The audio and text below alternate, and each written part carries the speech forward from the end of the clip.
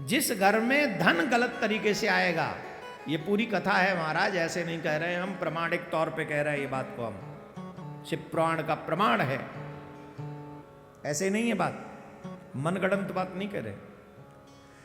ब्राह्मण होते हुए उसने बुरे कर्मों से पैसा इकट्ठा किया, पत्नी होने के बाद भी ऐसा कोई आचरण नहीं था जो वो न करता हो। एक बार की बात है, वो कहीं टहल रहा था,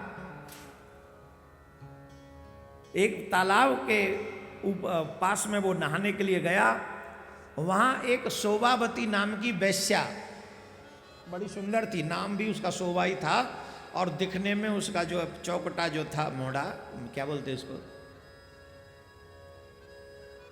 हमारे यहां तो मोह बोलते, मोह, छोरा को मोह मलूक है, ऐसे बोलते, तुम्हारे यहां क्या बोलते इसको, है मुखड़ा।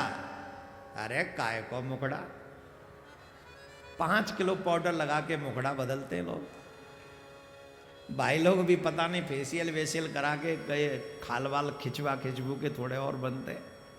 मुखड़ा तो ठाकुर जी का ही हुआ करता है, मनुष्य का तो मोहड़ा ही है। तो वो उसका जो मुख वो था, फेस बहुत अट्रैक्टिव था, शोभा नाम ही था उसका, और वो उस तालाब पर स्नान करने आई, उसके संग 1-2 लोग और थे जो बातें कर रहे थे उससे, वो भी ठुमक ठुमक के बातें कर रही थी। अब सुनो, उस वैश्या को पता था ये ब्राह्मण पैसे वाला है और मन का भी थोड़ा चंचल है, तो उसने भी बाल बूल बिखेर बिखेर के थोड़े से अपने एक्शन शुरू किए। उसने थोड़ी चूड़ियाँ खनखनाई, थोड़ी पाजेब छनकनाई, और बड़ा कभी इधर कर कभी ऐसे देख, थोड़ा उसने अपना स्वभाव दिखाया, उसका स्वभाव ही है ये, थी ही वैश्या। तो ब्राह्मण उसके ऊपर आकर्षित हुआ, वो देवराज जो था वो उसकी तरफ आकर्षित हुआ, तो नाना वाना भूल के वो उसी को देखता रहा, उसी को देखता रहा, और जब वो उसी को देखता रहा तो वो और मुस्कुरा मुस्कुरा के देखने लगी, यूं यूं बालों को यूं यूं करने लगी। अब और मोहित हो गया, वो भी मुस्कुराने लगी, उसको लगा कि बात बन गई, तुरंत गया पास में, और दोनों आपस में चर्चा हुई, और दोनों की चर्चा हुई तो बोले कि सुनो, हम तुम्हारे संग रहना चाहते हैं। बोले हम भी रहेंगे, हमने सुना है तुम पे बड़ा पैसा है। अरे बोले सब मेहनत करके कमाया है, ऐसे नहीं आया है, तो हमारे संग रहोगी? बोले हाँ रहेंगे, लेकिन एक शर्त पे। क्या? पैसा ही परमम धनम, जो है हमारा धर्म पैसा ही है, जब तक देते रहोगे पैसा तब तक रहेंगे तुम्हारे संग। अरे बोले पैसे की तो कमी नहीं है, पैसा और किस काम में आएगा, जितना कहोगी देंगे। शुरू हो गया। माताएं बहन, कई केसेस मेरे सामने, मेरे जानकारों के ऐसे हैं जिनके घर दूसरी स्त्री के चक्कर में टूट गए। कारण घर वालों ने पैसा कमाने के लिए कोई भी गलत रास्ता चुन लिया, वो ठीक नहीं, बिल्कुल भी ठीक नहीं। ईमानदारी से मेहनत करो, भाग्य पे भरोसा करो, ठाकुर जी पे विश्वास करो, तुम्हारे भाग्य का है तो एनी हाउ तुमको प्राप्त हो जाएगा, इसमें कोई संशय नहीं, इसमें कोई संशय वाली बात नहीं है। तो उसे अच्छा, पत्नी भी है घर में, अब पत्नी को छोड़ के उसी के साथ ज्यादा रहता है, उस पे पैसा लुटाता है, उसी के साथ रहता है। वो काम बस होकर दोनों बहुत समय तक विहार करते रहे, बैठने सोने खाने पीने तथा कीड़ा में दोनों निरंतर पति पत्नी की तरह रहते हैं, दोनों मस्त। जब पिता और माताजी ने और पत्नी ने उसको रोका तो देवराज ने एक दिन रात्रि में उस दुष्ट ने ईर्ष्यावश अपने सोए हुए माता पिता और पत्नी को मार डाला। ये शिव पुराण की कथा है, ध्यान से सुनना। भागवत में तो नहीं सुनी आपने? सुनी थी? नहीं सुनी थी ना? आप पहली बार सुन रहे हैं? तो ऐसे तमाम ज्ञान आपको शिव पुराण के माध्यम से मिलेंगे जो आपको घर चलाने में बहुत, गृहस्थ को चलाने में आपके लिए बहुत महत्वपूर्ण है, बहुत ज्यादा। इसलिए मैं पुनः जो आस्था पे और यूट्यूब पे सुन रहे हैं मुंबई में, अगर आपको थोड़ा भी अपने गृहस्थ की चिंता है, अपने परिवार के साथ यहाँ बैठकर शिव पुराण की कथा सुनो। चाहे 2 ही पार्थिव शिवलिंग बनाओ, अपने हाथ से बनाओ, चाहे एक ही दिन अभिषेक करो, पर अभिषेक करो, अवश्य करना चाहिए। ये शुभ कार्य करो आप। अपने घर से बढ़कर कुछ नहीं है। परिवार ही टूट जाएगा तो फिर क्या करोगे? इसलिए अपने परिवार के लिए हमेशा पूजा पाठ करना चाहिए। उस दुष्ट ने अपनी पत्नी को, सोई हुई पत्नी को मार दिया, सोए हुए माँ बाप को मार दिया। कामी व्यक्ति को कोई भी अच्छा नहीं लगता, यही सत्य है। हाँ जी कि ना जी? जवाब दो। इस संसार में सबसे बड़ा बेशर्म कामी ही होता है।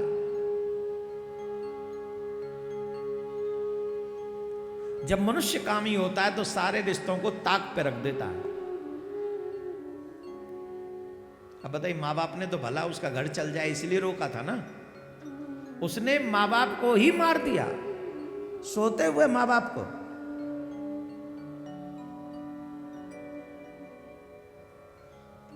जब गलत पैसा घर में आ जाए तो ऐसी संतान पाके भी क्या कर लोगे?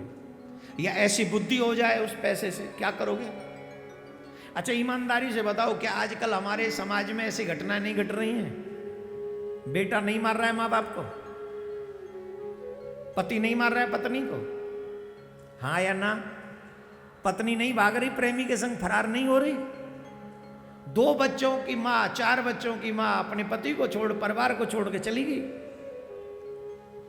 बूढ़ा बाप 65 साल का अलग फ्लैट में जाके रह रहा, बोले नहीं अब मेरी इस तेरी माँ की नहीं बनेगी। अब क्या बनेगी भाई बुढ़ापे में? अब माँ के संग बनानी है कि परमात्मा के संग बनानी है?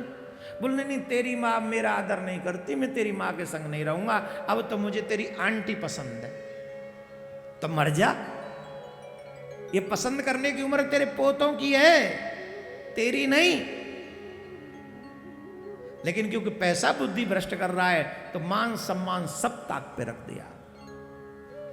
देवराज ने सोई हुई पत्नी का सर काट दिया, माँ बाप को मार दिया, और उनके पास जो भी धन था, जेवर था, वो सब उठाकर ले गया और उस शोभा को दे दिया। सेवा बड़ी खुश होने लगी। अब तो महाराज ये समझो, अब तो 2 ही रह गए जे। अब तो शर्म लिहाज बेच खाई नहीं, अब तो कोई है ही नहीं। शर्म लिहाज किसकी? अब कोई शर्म लिहाज नहीं रही, सारी शर्म बेच खाई इन लोगों ने। और अब तो महाराज एक ही थाली में दोनों खाते हैं। हाँ हाँ हाँ हाँ। यहाँ उपदेश दे दूं क्या थोड़ा सा, कि नहीं दूं? दूं कि नहीं दूं? दूं? हाँ, ध्यान से सुन लो। जो बच्चे एक कप में 2 पाइप, समझ गए कि बोलूं? एक कप या एक क्या बोलते हैं वो, जो वो होती है, कोई ठंडा पीने का होता है या कॉफी पीने का, कुछ ऐसा होता है। नारियल पानी भी, एक ही नारियल पानी में 2 पाइप डालते, 2 पीते नहीं है, गुड़ुर गुड़ुर करते रहते, बस पीते नहीं ना, गुड़ुर गुड़ुर। अरे उसमें आता कितना है नारियल पानी में, जरा बताओ कितना आता है? हमने 2-4 बार पिया, वो 2-4 घूंट में ही खत्म। हमने कहा बहुत खतरनाक चीज है, आदत डाल के खत्म हो जाती है। अब उस एक तो वो नारियल भी इतना सा, उसमें भी ऊपर से 2 पाइप, और लगे हैं आधे घंटे से। अब बताओ ईमानदारी से, ये पानी के संग खिलवाड़ है कि नहीं? वही गुड़ुर गुड़ुर चल रही है, पी कोई नहीं रहा। हाँ या ना? लेकिन आपको पता है कभी भी स्त्री का झूठा पति को नहीं खाना चाहिए। ये जो कहते हैं ना झूठा खाने से प्रेम बढ़ता है, वो सनातन का अपमान करते हैं। अपनी मां का झूठा खाने से तुम्हारी आयु की वर्धन होती है, लेकिन पत्नी का झूठा खाओगे तो तुम्हारा भाग्य मंद होगा और तुम्हारी आयु भी कम होगी। कभी भी पत्नी का और प्रेम का झूठा नहीं खाना चाहिए, कभी भी नहीं। शास्त्र विरुद्ध है, देवी के नंदन के विरुद्ध नहीं, मैं शास्त्र की बात कर रहा हूं। कई देवियां तो इसलिए रूठ जाती है, कभी पूरा जीवन निकल गया इस बंदे के साथ एक प्लेट में बैठ के कभी खाया ही नहीं, हमसे तो प्रसन्न हुआ ही नहीं, एक प्लेट में ना खाओ तो बढ़िया है, मेरी सूरजमुखी बढ़िया है। कितने आराम से अपने घर में रह रहे हो ना, और जो संग खा रहे हैं वो कहां हैं। इसलिए कभी भी जो शास्त्र ऐसा मानते हैं कि पत्नी का झूठन कभी नहीं खाना चाहिए, एक साथ नहीं खाना चाहिए। पत्नी माने वो जो आजकल जिनके साथ घूमते हैं उनके साथ भी नहीं, वो भी नहीं झूठा खाना है। माँ का झूठा खा सकते हैं अपन, दादी का झूठा खा सकते हैं, वो प्रसाद मानकर उसे स्वीकार करना चाहिए। अब ये ना कहे देवियों का अपमान है, देवियों का अपमान नहीं, माँ भी तो देवी है, वो कौन सी देवा है, माँ भी तो देवी है ही ना, तो माँ का झूठा प्रसादी पाओ। ये बात रिश्ते में है या मर्यादा है रिश्तों की ना, बस इतना है और इससे ज्यादा कुछ नहीं। अब ये देखो, ये तो वैश्या थी, इस वैश्या के साथ एक कटोरी में खा रहा है, एक थाली में खा रहा है। एक और बात सुन लीजिए, जो पापी लोग हों उनका झूठन कभी नहीं खाना चाहिए, हो सके तो उनके साथ लाइन में बैठकर कभी नहीं खाना चाहिए। झूठन तो बहुत दूर की बात है। जिनको लगे कि इसके आचरण सही नहीं है, बड़े विचित्र आचरण है, ऐसे लोगों से लाइन में भी डिस्टेंस रखना चाहिए, साथ में भी नहीं बैठना चाहिए, खाने के प्रसाद के दूर। मर्यादा है शास्त्रों की, बताई गई। तो महाराज ऐसे ही वो सब चल रहा था उसका, देवराज का। एक बार वो कहीं भ्रमण करने के लिए निकल गया, ध्यान से सुनना, सर्दी के दिन थे, कहीं निकल गया तो पहुंच गया प्रयागराज। और जब प्रयागराज वो पहुंचा, झूसी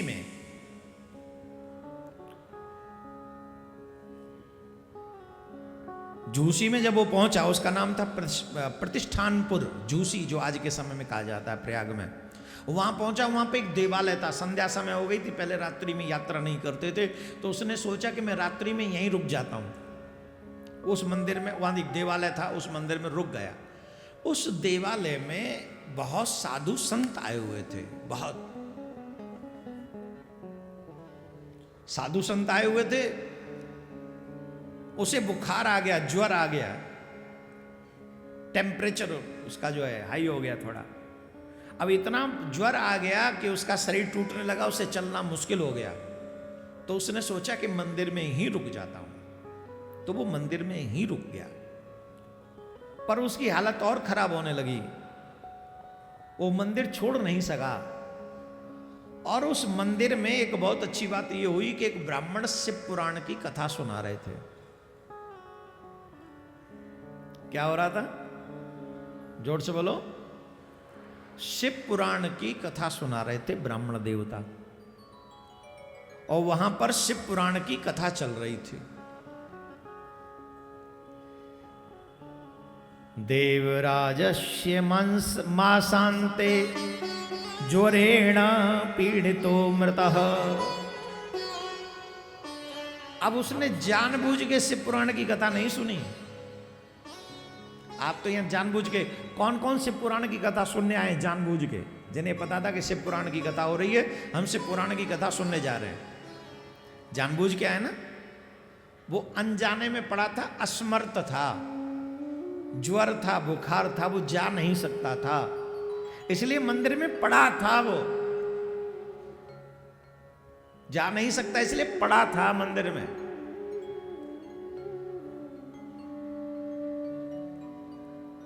न जाने के कारण मंदिर में ही पड़ा रहा और उसे शिव पुराण सुनने को मिल गया। पढ़े पढ़े सुनता रहा और अंत में वहीं मर गया। क्या हुआ? वहीं पर मर गया, वहीं मर गया वो। और जब मर गया तो यमराज के दूत उसे लेने आए।